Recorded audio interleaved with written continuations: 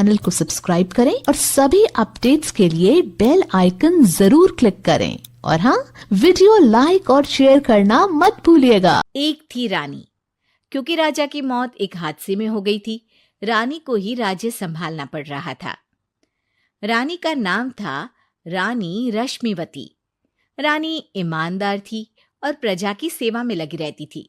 एक दिन उसके दरबार में 3 नौजवान आए, रमेश, सुरेश और दिनेश। कहो, क्या सहायता कर सकती हूँ मैं तुम्हारी?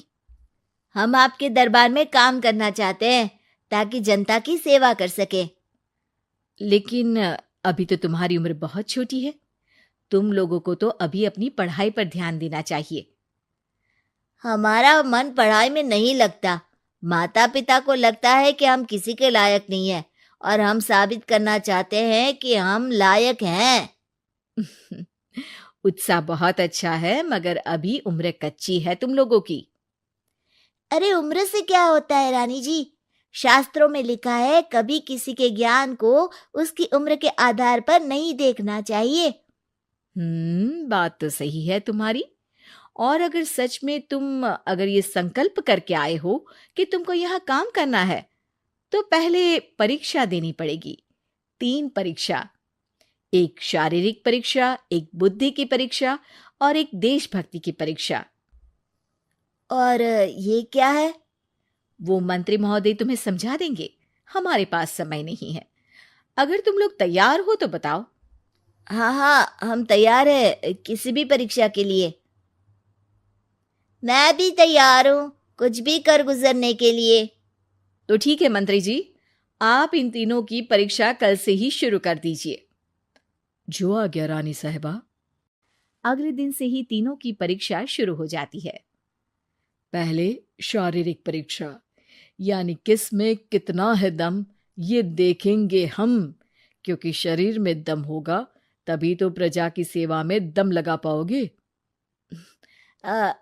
हमें क्या करना होगा? वो पेड़ दिख रहा है, जो सबसे पहले चढ़ेगा उस पे दरबार में नौकरी पाने के अवसर उसी के बढ़ जाएंगे। मैं चढ़ता हूँ।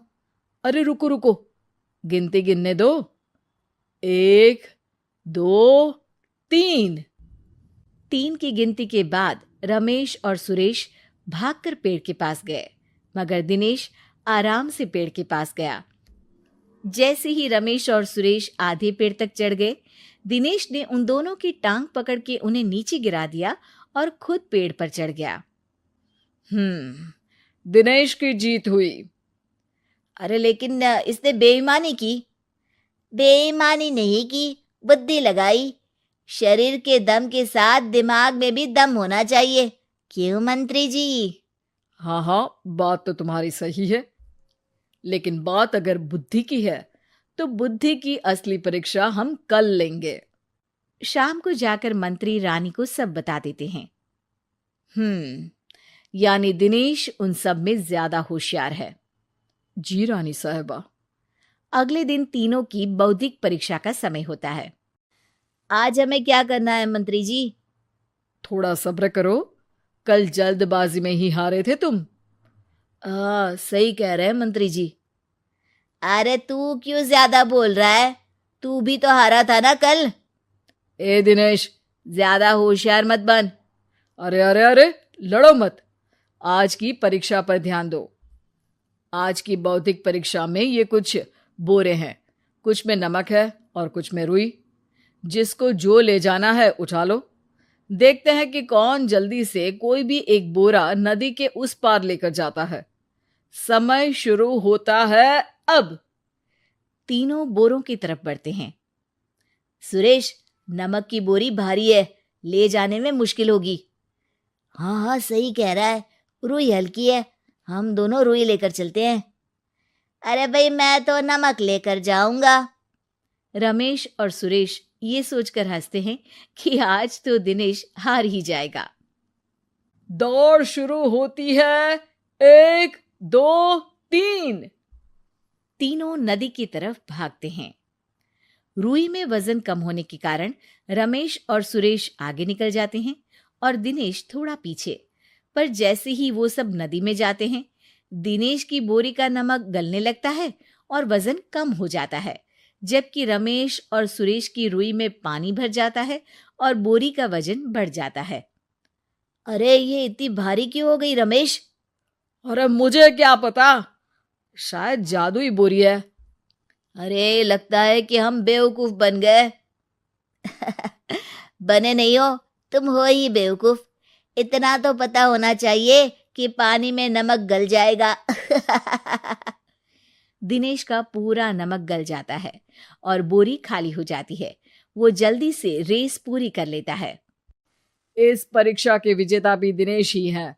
उसने दिमाग लगाकर दिखा दिया कि वो बौद्धिक परीक्षा में भी रमेश और सुरेश से आगे है। अब कल तुम्हारी देशभक्ति की परीक्षा होगी, जो स्वयं रानी मां लेंगी। रात को फिर मंत्री रानी के पास जाकर बता देते हैं कि आज की परीक्षा में कैसे दिनेश ने अक्लमंदी दिखाई और बौद्धिक परीक्षा में भी उसी की जीत हुई।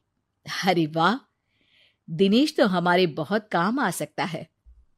हम उत्साहित हैं कल की परीक्षा के लिए। वो तो ठीक है रानी साहिबा, लेकिन हमने सुना है कि पड़ोसी राज्य का राजा आकाशदीप हमारे राज्य की सीमा में घुसपैठ कर रहा है। ये तो चिंता की बात है। हमें जल्द ही कुछ करना चाहिए।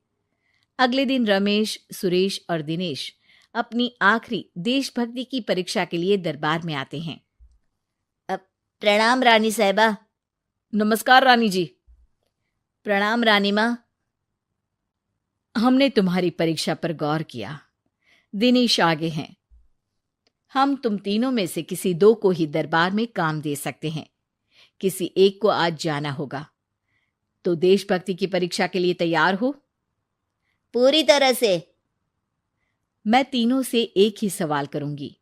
जिसका जवाब सबसे सही लगेगा उसे तो नौकरी मिल ही जाएगी।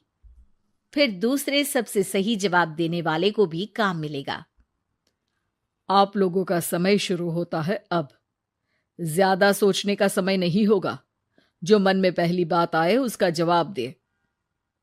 तो सवाल यह है कि तुम इस मिट्टी के लिए क्या कर सकते हो? मैं इस मिट्टी को साफ रखूंगा। यहाँ के लोगों के भोजन की कमी को मैं पूरी करूंगा। मैं यहाँ के लोगों को गले लगा लगा के उनको खुशी दूंगा रानी माँ, और गरीबों के लिए घर बनवाऊंगा। मैं इस मिट्टी के लिए किसी की जान भी ले सकता हूं रानी माँ। मंत्री, दिनेश को एक तलवार दो। जी रानी जी। दिनेश, पड़ोसी राज आकाशदीप की जान तुम्हारे हाथ में है। जाओ, अपना काम पूरा करो। आज रात को तुम उस पर हमला करोगे जब वो सो रहा होगा। दिनेश वहां से चला जाता है। रानी माँ, ये आपने क्या किया? अभी किया नहीं है मंत्री जी।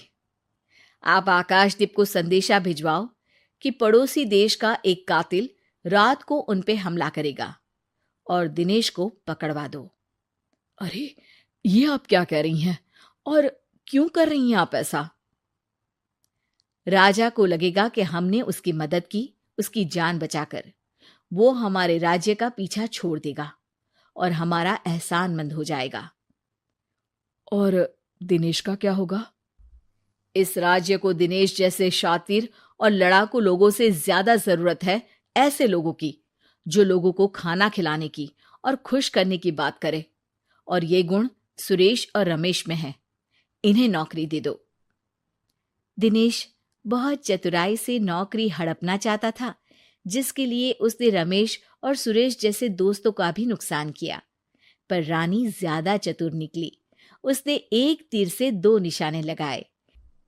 दिनेश जैसे खूंखार युवक को राज्य से बाहर करवा दिया और पड़ोसी राजा आकाशदीप को अपना एहसानमंद कर लिया। पूरा दरबार रानी की जय जयकार कर रहा था। आपको हमारी ये कहानी पसंद आई होगी। कृपया हमारे चैनल को सब्सक्राइब करें और सभी अपडेट्स के लिए बेल आइकन जरूर क्लिक करें। और हाँ, वीडियो लाइक और शेयर करना मत भूलिएगा। Bye bye.